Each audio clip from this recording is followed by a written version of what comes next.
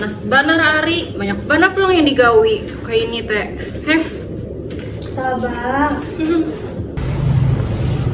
Assalamualaikum. Waalaikumsalam. Nah, mana? Gimana Sal datanya? Oh iya, sudah lah. Nah sudah. Abdi, Udah tahu. tambah sensi banget nih hari ini tumben. Memang Sasa. Ya, Kenapa? Pak, belum makan.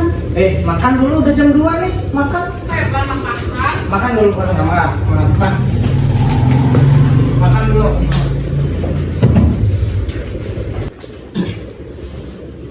Aduh, kenapa Nisa tadi? Biasa tuh perempuan kalau lagi sensi banyak cemburu terus gitu. Mau main terus kan dari pagi tadinya? Iya, mau main terus. Itu biasa, namanya orang lapar itu respon tubuh kita secara alami, secara fisiologis. Jadi di dekat ginjal kita itu ada namanya kelenjar adrenal. Kelenjar adrenal ini dia memproduksi namanya kortisol. Hormon kortisol itu yang respon tubuh kita stres atau enggak itu. Nah biasanya orang lapar itu karena hormon kortisol ini melonjak dan tubuh kita secara alami menganggap itu sebagai ancaman. Nah karena ancaman, maka tubuh itu secara normalnya dia pindah ke mode fight or flight. Nah kondisi kita ketika lapar itu biasanya ketika ada lonjakan hormon kortisol itu begitu. Jadi kita itu mudah marah. Itu namanya kalau dalam istilah psikologi hangry.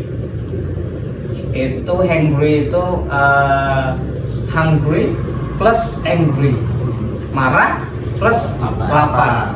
Nah, jadi menimbulkan emosi yang negatif. Biasanya gitu. Makanya tadi aku suruh makan dulu biar enggak. Biasa orang lapar kayak gitu itu respon alami tubuh. Tapi Pak, kalau misalnya kita puasa kan, kita kan juga nahan lapar tuh Pak. Tapi kita bisa nahan emosi Pak. Nah ini bedanya Sal. Kalau kita puasa, kuncinya ada di sini. Nah gini Sal. Nah tadi waktu aku kagetin, merespon secara alami itu kaget. Ya kan? Ketika aku kageti, kamu siap kan? Nah karena dia nggak siap, maka tubuhnya itu secara alami berubah tadi modenya. Di HP kita tuh ada mode pesawat Pak. Ada Pak. Ada. Nah kalau baterai kita lemah apa? Mode daya rendah. Mode daya rendah, maka mode pesawat tiba-tiba otomatis kan?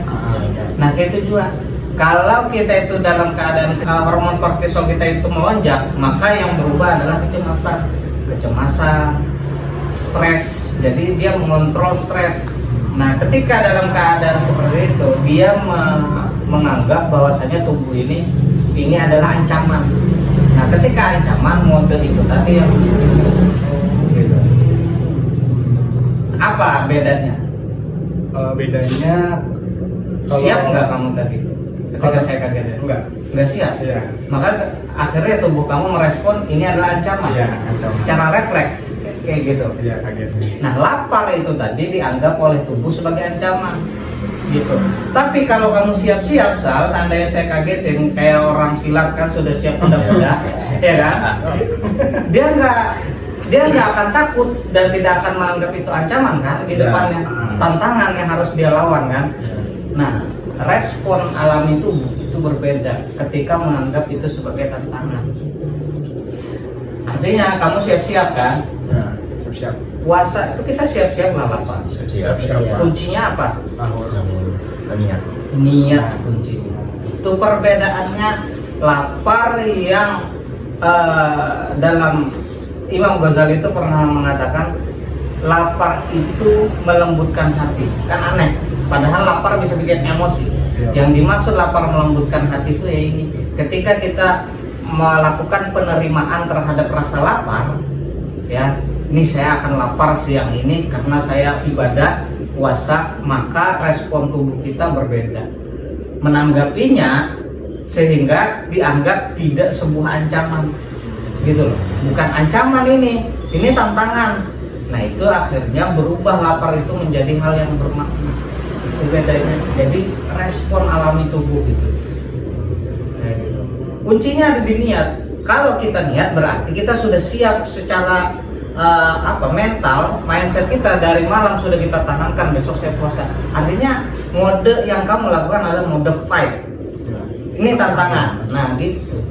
Jadi tubuh kita nggak akan stres dan justru malah menenangkan. Gitu. Jadi kuncinya di niat. Apapun pekerjaan kita, kalau dilandasi dengan niat ibadah, maka tidak akan stres, tidak akan menganggap berat. Kalau ada orang menganggap berat sholat, berarti dia menganggap itu ancaman. Dia menganggap ya tubuhnya aduh laparnya nih tarawih, laparnya. Nah berarti dia memang tidak ada niat gitu loh. Orang itu bisa kelihatan niatnya dari perbuatannya. Makanya untuk puasa Ramadan diharuskannya dari kapan berniat? Dari Malam. Ya. Man lam yubayyitun niyat fala siyamalah. Barang siapa yang tidak berniat dari malam maka dia tidak puasa. Gitu. Jadi kuncinya adalah niat. Ya, minum. Iya Pak. Nah. Tapi Pak, ulun ada mendengar bersama Rasulullah itu pernah menganjurkan tuh, nah, misalnya kita lapar, ada duit atau ada makanan tuh berpuasa. Nah bukankah itu dasar keterpaksaan gitu Pak? Karena dari awal gitu. Oke. Nah tadi kan saya bilang kalau lapar itu ada dua jenis. Lapar karena penerimaan, lapar karena keterpaksaan.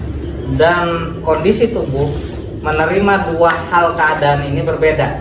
Yang satu stres, yang satu lebih menenangkan. Nah, dan emosinya terkontrol kalau kita menerima keadaan lapar itu. Itu namanya yang dilakukan Rasulullah itu namanya kalau dalam ilmu psikologi disebut cognitive reappraisal. Merubah persepsi terhadap keadaan sehingga dampaknya lebih ringan. Oke, saya beri contoh gini. Ada orang yang ditegur oleh atasannya. Kamu kenapa ini kerjanya begini bla bla bla. Gini.